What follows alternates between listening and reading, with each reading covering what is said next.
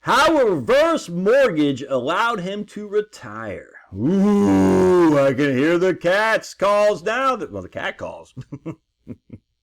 The naysayers screaming bloody murder, Joshua! So I want to share with you something here. I was talking to my man, we'll call him Randy, the other day. And he does not look good if it comes to retirement planning. He looks like he's going to run out of money well before he dies. In fact, by the time he's 80 years old, his median portfolio value will be all of zero. Only 5% of the time, at 80, he's only 58 now, will he even have over six figures. That's only $100,000. So if we expect him to live till 90, he's not.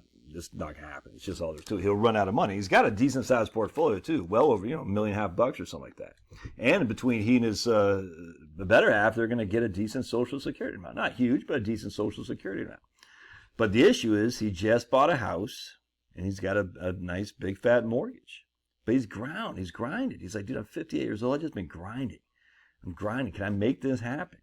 He's got no heirs. All right. And he's like, I don't know if I can keep doing this, my man Randy says. So I said, let's crunch some numbers there, Randy. Let's see what we got. So let me show you a couple things. So right now we got Randy. I didn't put him here, but that's where he did, because he's like, I want to retire and I want to make sure I don't get killed in a sequence of return risk. So he's all in basically money market accounts and short-term bonds. I'm only giving a 3.2% probability of rate of return here with a very low standard deviation. Here, one of my recommendations, I said, what if we made your portfolio more aggressive so we increase our rate of return, not quite double, but pretty significantly. Even though we increase our standard deviation, what would that do? It didn't really do it. It didn't move the needle because he ran out of money at 80. There's nothing you can do from a rate of return perspective to save that. So he's SOL. So let me show you something else. Let's keep going here. I want to show you because this is where the rubber hits the road. All right. So you're going to see his net worth. When he dies he's dying at 90. His better half is dying at 90.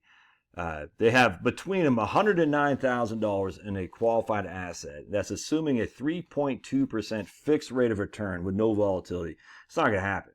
That's why we don't use fixed rates of return. We use Monte Carlos because the volatility is what you're dealing with. Even though I'm only giving a very low volatility, the facts are any kind of volatility sinks the ship. He's going to run out of money at 80 years old. Again, 22 years from now.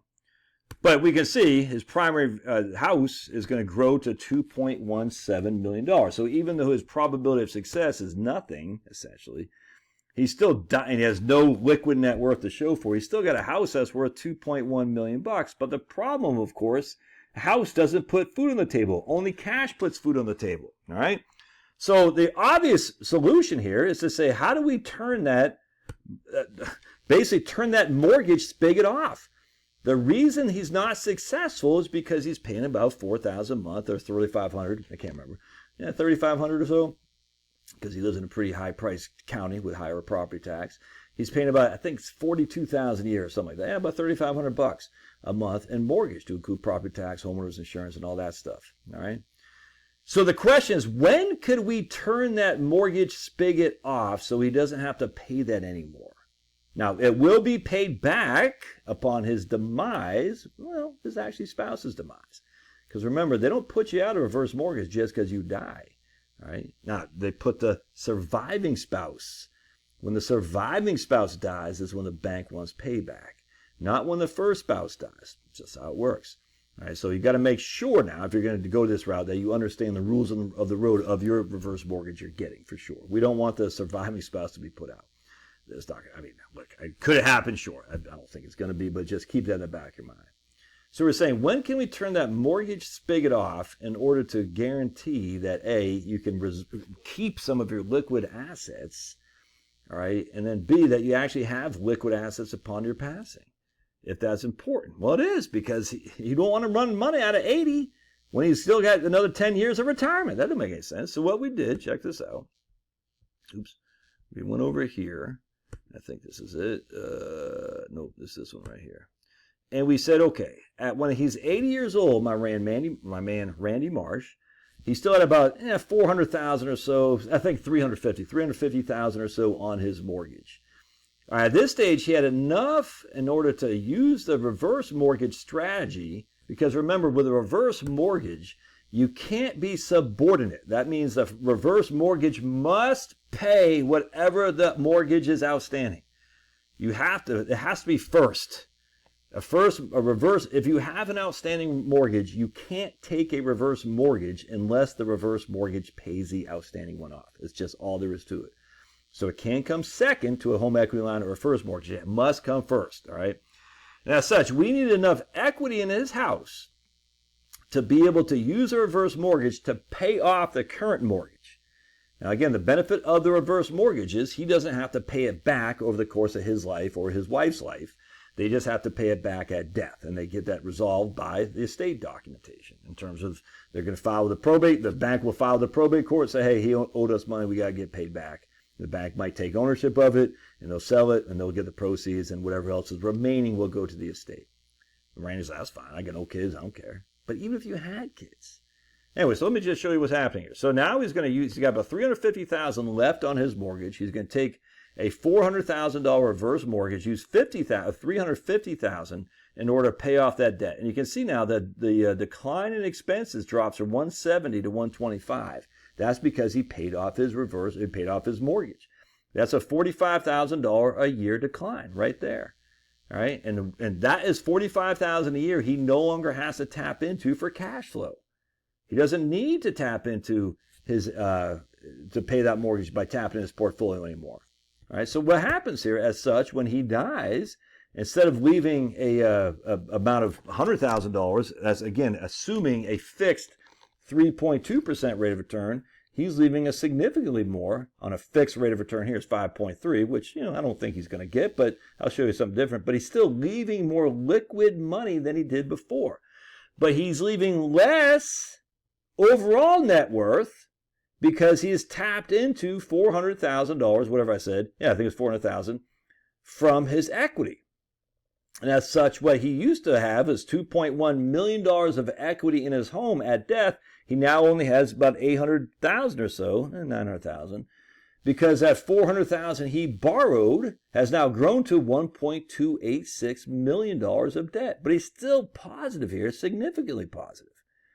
So over the course of 13 years or so, that reverse mortgage has grown in cost, but it's not cost to Randy or his wife. It's only cost to the estate. But it also has saved $712,000. So you can see right here, between his money he's got here, plus his reverse, plus his house value, he's got a net of $1.543 million. Over here, he had a net of, right here, $2.26 million. But this $2.26 million is all in the house.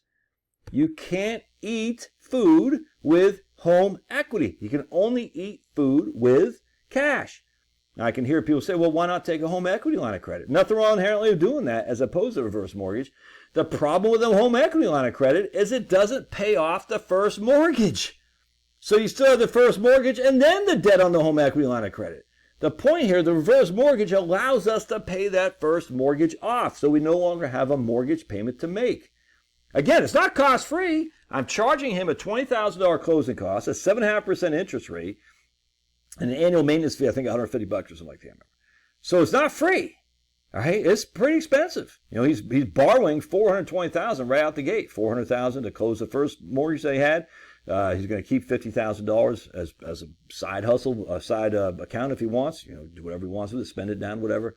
And that's all going $420,000 with a $20,000 closing cost. It's costing 7.5% a year. But this does get him to retirement. Whereas if he did not do this, he's running out of money at 80 years old. And now watch what happens now. Now his probability of success is now 72%. I just want to point out the difference between these two numbers is 3.2 rate of return, 5.3. So many people get wrapped around the axle on getting the best rate of return. I'm like, the rate of return isn't the key driver to your retirement. It's really your expenses. All you have done here is just taken a reverse mortgage. And that reverse mortgage is the significant difference between success and failure in terms of liquid net worth, having money available at your demise. And you can see before he ran out of money at 80, median liquid net worth was 0 at 80 years old. Now he's 90 years old. In this case, actually, it would be his wife. Essentially, for Randy, he'd be 93 years old, and they still have $60,000 of liquid net worth in today's dollars. All right, this right here is inflated dollars. Inflated dollars. This right here is in today's dollars. That's So he ran out of money. I think, do I even have it on there? Do I keep that on there? Maybe I did. He ran out of money at 80, or he never ran, I can't say never, or he ran out of money very rarely when he was essentially 93. Still has his house. Wife still has a house. Has money to still show for it. The majority, in this case, the vast majority of the time.